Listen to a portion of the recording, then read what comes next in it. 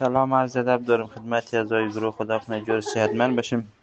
دوست عزیز ما خوب اشاره کردی. خب واقعا هر کی به منافع خود کار میکنه. خب اگر برای یک دو تا سرباز کار میکنه او شورش پیش هسته به حساب میره که مثلا من اینقدر نفر دارم، کشوری میزبانم که هسته، این مال پشت اون تا آدم ها میگرده که مثلا نفر داشته باشه، سرباز داشته باشه که یک روزی به درد از ما بخوره که ما در جنگ در سوریه و عراق و یمن و امریکا و کجا کجا رایی کنیم که از اینا استفاده کنیم مثل یک چیز یک بار مصرف وریم.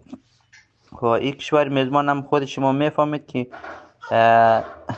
خطرناکترین کشور همی است که فعلا در که ما و شما داخلش هستیم.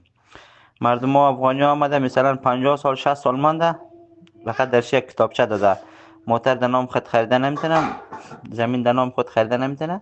این خب ما و شما میبینیم و این کسایی که کارا را میکنه خانهش آباد هم قدر همکاری هم که میکنه اگر به حساب 50% همکاری مونه 50% به منافع خودش هسته، در منافع هر شخص هسته. و آزم هر کسی که همکاری مونه بازم خانهش آباد که قدر مشکل یک سرباز حل میکنه.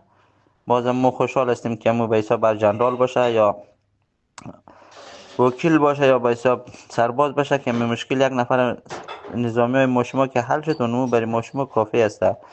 ولی در گروه نباید که ما و شما یک نفر رو دو بزنیم یا چیزی رو بگیم برایش. کار نداره مرز که خوب کرد بد کرد ما نه میگذره. بخیر سلامت باشی.